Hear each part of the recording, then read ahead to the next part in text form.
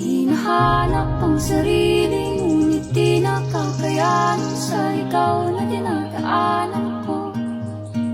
Saan na to patungo?